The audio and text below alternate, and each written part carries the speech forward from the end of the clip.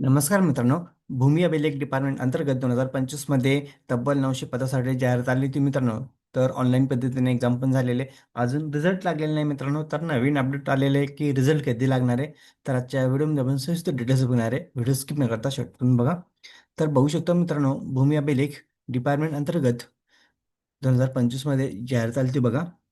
बघू शकता पदाचं नाव भूकरमापक या पदासाठी ही जाहिरात होती मित्रांनो. तब्बल 900 पदासाठी ही जाहिरात आहे मित्रांनो.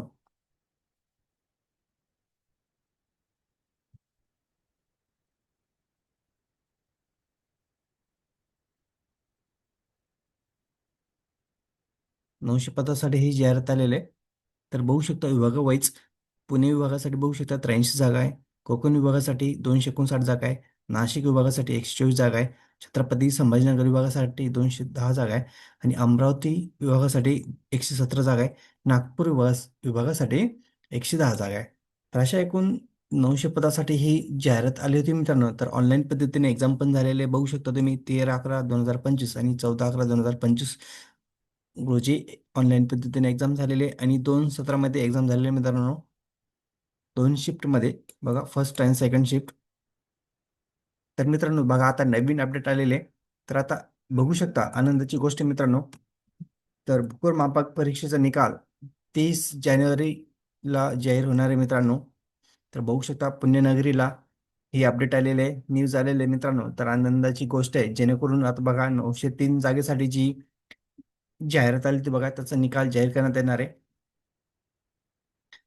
त्यामुळे ज्या कॅन्डिडेटचा स्कोर चांगला आहे मित्रांनो, त्यांनी सर्व डॉक्युमेंट रेडी ठेवा बघा. आणि तुम्हाला निकाल कुठे चेक करायचा बघू शकता तुम्ही. https://mahbhumi.government.in ह्या साईटवर तुम्ही व्हिजिट करू शकता, तुमचा निकाल चेक करू शकता मित्रांनो. तर अशी अपडेट आलेली आहे. तर निकाल लवकरच जाहीर होणार आहे मित्रांनो.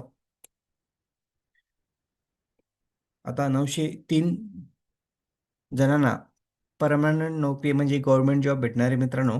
त्यामुळे सर्व डॉक्युमेंट रेडी ठेवा, एक पण डॉक्युमेंट मिस करू नका.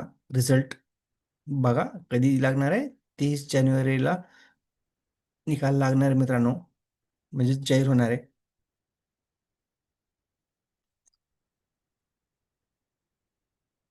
त्यामुळे बघा, सर्व डॉक्युमेंट रेडी ठेवा. मी परत परत सांगतोय, सर्व डॉक्युमेंट रेडी ठेवा. जर तुमचं डॉक्युमेंट मिस असेल एखादं, तर तुम्हाला अपात्र ठरवण्यात येतात मित्रांनो. कारण की बरेच डिपार्टमेंटमध्ये असं होतं की जर तुमच्याकडे डॉक्युमेंट नसेल तर तुम्हाला अपात्र ठरवण्यात येत आहे. त्यामुळे असे चूक करू नका, कारण ही संधी सोडू नका मित्रांनो. तर आता निकाल माहितीच आहे, ती 30 जानेवारीला जाहीर होणार आहे अशी न्यूज आलेली आहे. तर 100% मित्रांनो, आता हे 30 जानेवारीच्या आसपास निकाल जाहीर होणार आहे मित्रांनो. तर आता बघा आज किती तारीख आहे बघा. आणि न्यूज कधी आलेले बघू शकता मित्रांनो.